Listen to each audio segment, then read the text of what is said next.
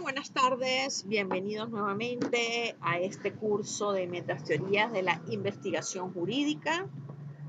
Les habla como siempre la profesora Judith Torrealba y el día de hoy vamos a hablar sobre las teorías jurídicas contemporáneas. Debo reseñarse que en clases anteriores ya hemos hablado de las teorías tradicionales y el día de hoy vamos a hablar sobre las teorías contemporáneas. Las mismas pueden definirse como el conjunto de perspectivas, marcos conceptuales y sistemas de pensamiento que han surgido principalmente desde mediados del siglo XX hasta la actualidad, caracterizándose por su enfoque interdisciplinario y su capacidad para abordar la complejidad del mundo moderno. Debe reseñarse que las teorías tradicionales, enmarcadas sobre todo en esquemas básicos del silogismo, han tratado de abandonar estas visiones reduccionistas y deterministas para tratar de adoptar aproximaciones más holísticas, tomando realidades y paradigmas más complejos que reconocen la interconexión entre diferentes fenómenos sociales, culturales, económicos y científicos, y se caracterizan por su flexibilidad y adaptabilidad ante los rápidos cambios de la sociedad contemporánea, incorporando nuevos descubrimientos y perspectivas que emergen de diversos campos de conocimiento. Hay que establecer que la primera teoría contemporánea que debemos de reseñar es hacer la comparación de la transición interpretativa que nos presentó Shane Perelman y Jerzy Robleski. Debemos señalar que la transición interpretativa de Shane Perelman y Jerzy Robleski representó una importante contribución a la teoría de la argumentación jurídica. ¿Por qué? Porque la misma buscó, después de finales de la segunda mitad del siglo XX, es decir, como una teoría de posguerra, la misma lo que buscó fue enaltecer y tratar de buscar abandonar ese formalismo lógico tradicional que había caracterizado el derecho, dado que para nadie es un secreto que recordemos que aunque el holocausto fue legal, vulneró una gran cantidad de derechos humanos que llevó a que se hiciera un nuevo replanteamiento a la luz del derecho y de su propia filosofía sobre cómo debía ser el tratado a través de algo llamado la nueva retórica. Es decir, cómo tenía que ser esa argumentación, y Shane Perelman nos presenta sobre esa realidad. Habla de una argumentación que se dirige a un auditorio universal, es decir, la norma no es solamente para un grupo de personas específico, se habla de una persuasión razonable, es decir, la norma es razonable, va a dar consecuencias no solamente lógicas ni correctamente presentadas bajo un silogismo o una norma exacta, sino realmente será razonable respetando lo que es la integridad. Hay uso de técnicas argumentativas más adaptables, tomando en cuenta un análisis del contexto, y se enfatiza en la importancia del razonamiento práctico. Por su parte, Jerzy Robleski, acompañando la idea de Perelman, nos habla más de una interpretación legal. Se habla de una realidad más flexible. La norma existe, la ley está, tiene aspectos que conllevan a que la ley pues se considere que ha sido aprobada y establecida en los mejores términos, pero hay una distinción entre lo que es el sensu largo y el stricto sensu. Es decir, en el derecho los conceptos y las definiciones pueden tener una doble perspectiva, una perspectiva amplia, una perspectiva concreta, y se habla de una interpretación contextual, lo que lleva a un reconocimiento de diferentes niveles de interpretación. Esto trae consigo entonces de que cuando nosotros hablamos de los fundamentos de la nueva retórica versus los fundamentos de la interpretación legal de Robleski, es decir, vemos lo que nos dice la nueva retórica de Perelman, habla de un rechazo de la lógica formal como único método de razonamiento, introduce el concepto auditorio universal como un ideal argumentativo de que la norma es de todos y para todos, desarrolla una teoría argumentada basada en términos de argumentación más flexibles, la presencia de valores socialmente compartidos, el razonamiento práctico más adaptable y una búsqueda del consenso razonable. Es decir, las normas no pueden ser extremas, sino tienen que tener un mayor índice de razonabilidad. Y en el caso de Robleski, se nos hablan de unos niveles de interpretación, comprensión, interpretación sensu largo, es decir, comprensión de cualquier signo lingüístico, y interpretación estricto sensu, clarificación en caso de dudas. Es decir, tenemos unas interpretaciones que nos hablan de excepciones que pueden existir en la norma y que tienen que ser tratadas desde un aspecto casual, porque recordemos que aunque la norma es genérica y abstracta, recordemos que habrán casos excepcionales que cambien ese significado general o amplio que inicialmente tenía la norma y que podía causar vulneraciones a las partes vinculadas. Por su parte, se habla de unas dimensiones interpretativas, lingüísticas, significados de términos legales, sistémica, contexto dentro del sistema legal, funcional, propósito y aspectos sociales. Y en los aspectos metodológicos encontramos la justificación de decisiones externas bajo una coherencia lógica, interna bajo una coherencia lógica, externa bajo argumentos contextuales y valorativos. Hablamos de unas directivas interpretativas lingüísticas, sistémicas, funcionales y axiológicas, todo basado de que no solamente ves lo que lingüísticamente está establecido, sino la funcionalidad y el valor que esa interpretación y esa argumentación puede generar. En el mismo contexto, encontramos en ambas teorías, en la transición interpretativa de Schein-Perelman y Wroblewski, innovaciones importantes como la superación del formalismo. Se habla del reconocimiento de la complejidad legal, la interpretación de elementos no formales, es decir, la forma no puede ir por encima de la justicia, la importancia del contexto y el ámbito donde se lleva a cabo. Se habla de una nueva visión del derecho, es decir, como un fenómeno social dinámico, como un sistema de argumentación y como un instrumento de justicia social. Es decir, ellos hacen más énfasis en una noción de un deber jurídico y se habla de que existe el fenómeno social de derecho. Cuando hablamos, por ejemplo, de conceptos jurídicos indeterminados como buenas costumbres, moral, tenemos que medir muy claramente bajo qué contexto lo estamos midiendo, cómo se está midiendo y bajo qué impacto la sociedad lo está delimitando. Se habla de implicaciones prácticas en la argumentación jurídica, una necesidad de una justificación exhaustiva, consideración de múltiples perspectivas, búsqueda de soluciones razonables, y en la toma de decisiones se habla de una mayor flexibilidad interpretativa, responsabilidad social y consideración de consecuencias. Por su parte, habiendo hablado de la teoría de Schein-Perelman y Jerzy Wroblewski, no podemos dejar de lado hablar de la teoría institucional del derecho. Es una corriente del pensamiento jurídico que toma en cuenta a Marie Joriou, Santi Romano y Neil McCormick, que sostiene que el derecho emerge y se desarrolla a través de instituciones. Son las instituciones, es la fuerza de esas instituciones las que hacen, aplican e interpretan la norma. Es la fuerza combinada del sistema de justicia, del sistema de seguridad pública y social, que median con la sociedad y con el contexto social para tratar de materializar esas estructuras institucionales que están establecidas en la norma. Es bajo este esquema que encontramos que el fenómeno institucional viene a reflejar cómo el sector público, o sea, en la parte del sistema de justicia, del sistema de seguridad y orden público, viene a jugar un tema fundamental, seguridad y defensa, dado que se establece que las normas son para ejecutarse y para cumplirse, pero que aunque las mismas tienen una fuerza legal, es bajo el esquema de la teoría institucional que ellas van a tener una mayor eficacia y eficiencia. Partiendo de esto, encontramos los principales autores, Marie Joriou, de origen francés, Santi Romano italiano, y Neil McCormick, por supuesto escocés, que nos habla de un concepto de institución de idea de obra, una teoría del poder organizado, la importancia de la duración temporal del poder, o sea, las órdenes no pueden ir bajo un abuso. Encontramos a Santi Romano que nos habla del ordenamiento jurídico como institución, pero que existe pluralidad de instituciones, pluralidad de ordenamientos y que tiene que existir una relación entre el derecho y sociedad, porque que no sea que en nombre de esa ejecución, de esa teoría institucional, se vulneren derechos de los ciudadanos o de los particulares. Y encontramos a Neil McCormick que nos habla sobre ese orden normativo, que es bastante importante, y un razonamiento jurídico institucional. Es decir, como institución, no solamente es ver la ley desde un aspecto genérico, sino también es ver desde un aspecto muy específico. Cómo proteger a la institución en el ejercicio de ese derecho, sin que se generen abusos, sin que se generen responsabilidades.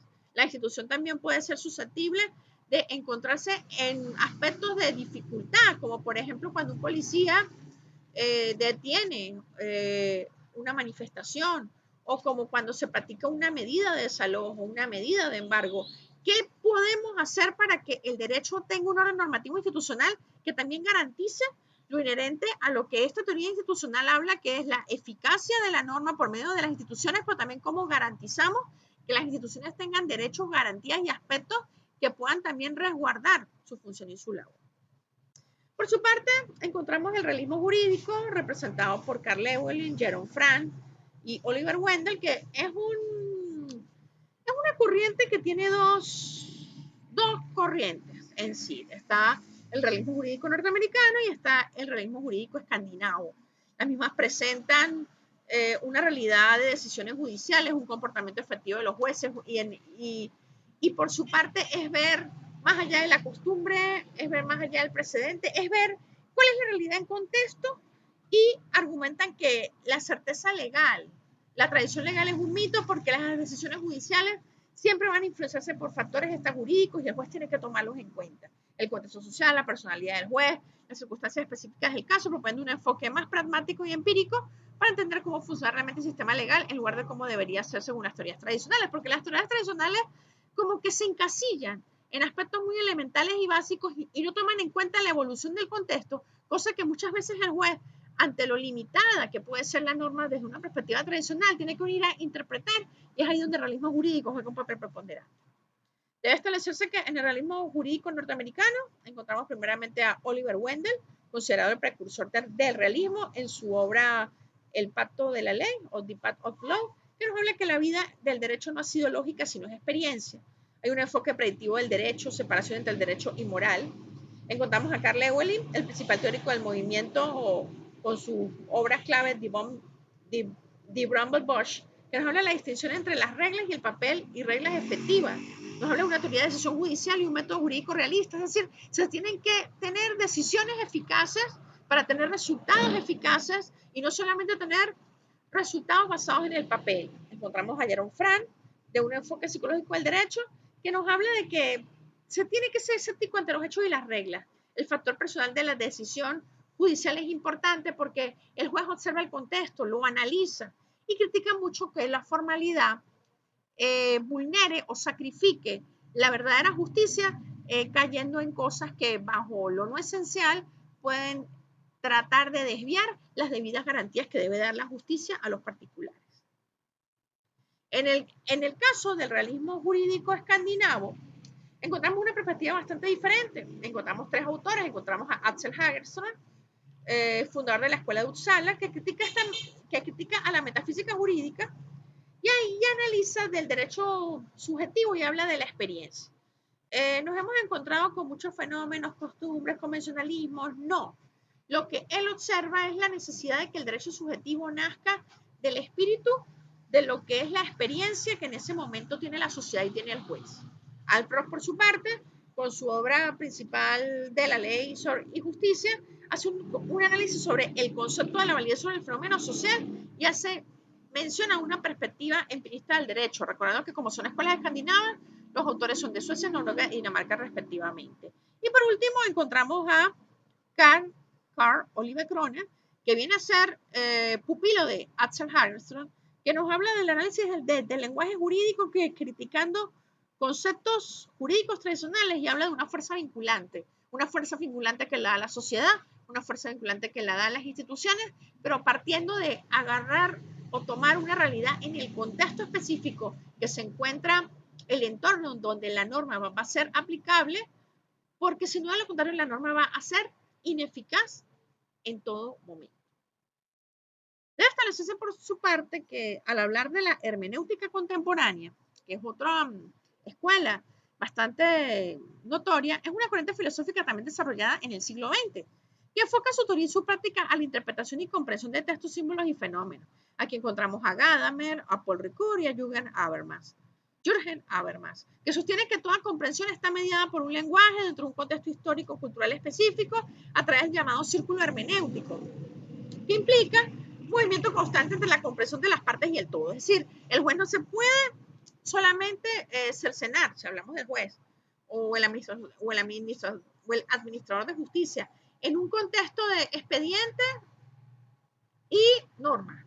Sino tiene que mirar el círculo hermenéutico, que es mirar el contexto, mirar factores externos, donde exista una fusión de horizontes que permita que el mundo del intérprete y del texto y del fenómeno pueda reconocer la importancia de los perjuicios como condiciones previas, lo que influye significativamente a que diversas disciplinas como la filosofía, el derecho y la literatura entren a formar parte del derecho bajo esta perspectiva del círculo hermenéutico. No solamente todo tiene que verse bajo un enfoque silogístico, sino por el contrario, existen múltiples elementos que pueden llevar a que el derecho sea interpretado bajo diferentes perspectivas. Asimismo, encontramos que la hermenéutica contemporánea, representada por Hans-Georg Gadamer, Paul Ricoeur y Jürgen Habermas, desarrolló una hermenéutica filosófica que enfatiza la función de horizonte entre el intérprete y el contexto de la tradición. Argumentó, por ejemplo, para Gadamer, la comprensión implica un diálogo entre el pasado y el presente, en el cual los prejuicios de intérpretes juegan un papel fundamental. Se destaca la importancia del lenguaje y la tradición en el proceso de interpretación. Se considera la interpretación como un proceso abierto y constante, en el que siempre hay nuevos significados por descubrir. Paul Ricoeur, por su parte, nos habla de, bueno, vemos que Gadamer entra en esa filosofía orientada al lenguaje y mirar algo más allá que la simple formalidad, siendo un proceso constante en evolución y abierto. Paul Ricoeur nos habla del concepto de distancia, y es esa distancia en la que se crea entre el texto y el intérprete y es la que necesita que se produzca una verdadera comprensión. Y los símbolos son fundamentales para la construcción del sentido. Paul Ricoeur, por eso nos habla que el juez no ve el hecho, no todos los jueces ven los hechos de igual forma. Hay diferentes interpretaciones, diferentes perspectivas y de acuerdo al juez y de acuerdo al sujeto, las decisiones pueden ser variables.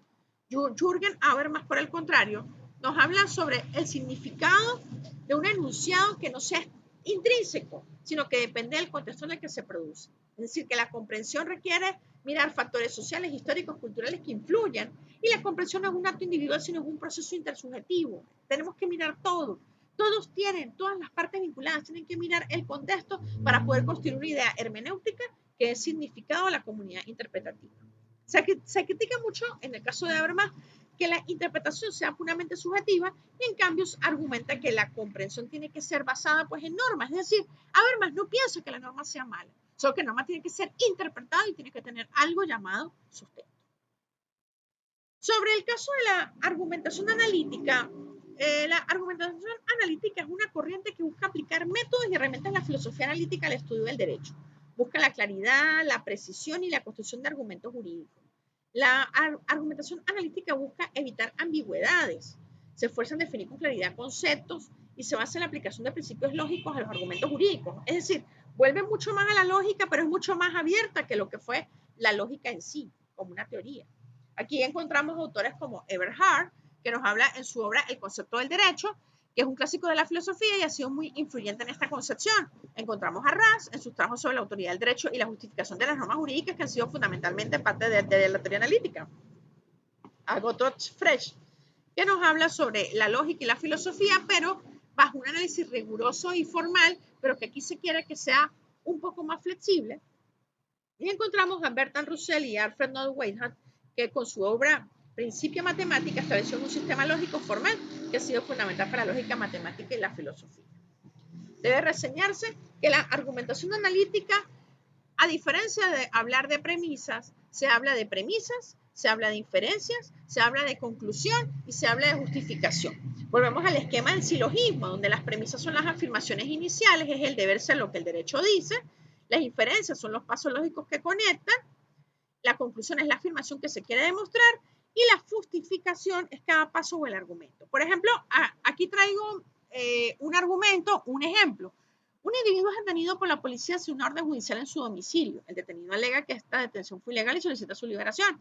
Premisa, principio de inviolabilidad del domicilio. Es decir, la Constitución nos establece que el domicilio no puede ser violado y es inviolable. Y se ocurrió cuando en el domicilio de la persona no había una orden judicial. La inferencia, dado que la detención se llevó a cabo en el domicilio del individuo sin una orden judicial y que no se ha demostrado, la detención fue ilegal. ¿Cuál es la justificación? Se analiza el proceso de inviolabilidad del domicilio y se establece que es el derecho fundamental que implica el principio de inviolabilidad del domicilio y en caso concreto, que es una violación de este derecho. Refutación. Se anticipan posibles argumentos. Había flagrancia, se demuestran que definitivamente iba a suceder un delito mayor, podía haber un peligro de fuga y esto conllevaba a que por más que teníamos las premisas, las inferencias y la justificación, esa justificación o refutación de los contraargumentos iba a ser la verdadera consecuencia del por qué se había desnaturalizado ese silogismo que ya no es tan rígido como lo era originalmente, pero que tiene premisas, inferencias y conclusiones.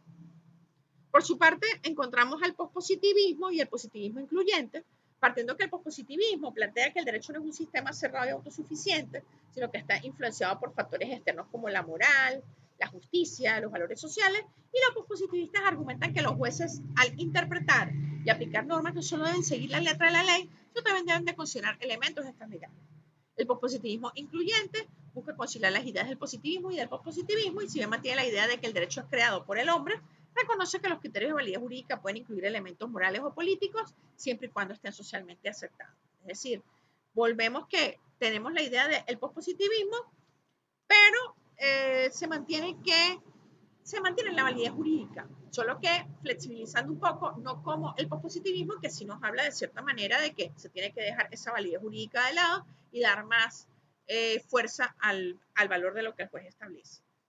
Debe reseñarse que el pospositivismo y el positivismo incluyente tiene una realidad construida socialmente. La realidad no es una entidad fija, sino una construcción social que depende de las perspectivas y los intereses de los observadores. Tiene una teoría cargada de valores y el conocimiento científico está influenciado por los valores y los supuestos desde el investigador. Hay una falibilidad del conocimiento, es decir, el conocimiento es provisional y está sujeto a revisión porque todo es cambiante constantemente. Mientras que el positivismo incluyente habla de la complejidad, deja un poco lo social, ve más como todos los factores, no solo los sociales, sino los psicológicos, todos, y ve como el aspecto multifacético que puede estar presente para una mejor comprensión, la inclusión de diferentes voces, de diferentes grupos sociales, y se habla de una ética y responsabilidad social, la cual busca que se tengan en cuenta en implicaciones sociales o de hallazgos, es decir, tiene que ser ético y tratar de mantener ciertos límites, cosa que en el pospositivismo es mucho más libre. Debe reseñarse que del pospositivismo tenemos autores muy importantes como Ronald Dworkin, filósofo del derecho estadounidense, que criticó el positivismo jurídico y desarrolló una teoría interpretativa del derecho. Tenemos a Neil McCormick, que es escocés y que intentó combinar estos elementos y se fue abogando por un positivismo incluyente, es decir, no se fue totalmente al pospositivismo ni abandonó el positivismo, sino llegó como a este punto intermedio que representa el positivismo incluyente. Tenemos a Gustavo Zagrebelsky, jurista italiano que ha teorizado sobre el derecho dúctil y que reconoce la indeterminación y la constitucionalidad del derecho en las sociedades contemporáneas. Tenemos a Robert Alexi, filósofo del derecho alemán, que ha explorado la dimensión argumentativa y discursiva del derecho, pero alejándose de los enfoques formalistas, pero no abandonando al positivismo en sí. Debe reseñarse en el caso del positivismo. En el caso del positivismo incluyente, encontramos a Jules Coleman, filósofo jurídico estadounidense, que ha desarrollado una versión del positivismo jurídico que incorpora consideraciones morales y sociales. A Wilfrid Wallachuk, teórico legal canadiense, que ha defendido un positivismo constitucional que reconoce la relevancia de los principios morales en la interpretación jurídica.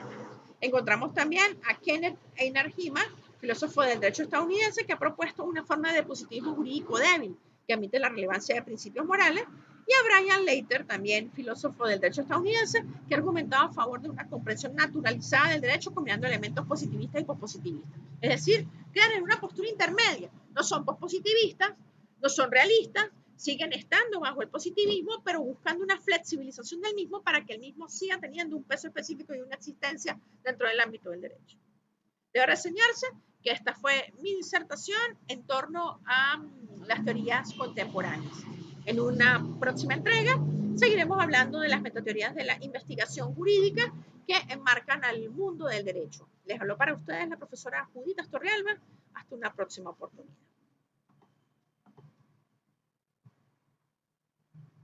Cuando hablaste 45 minutos, eran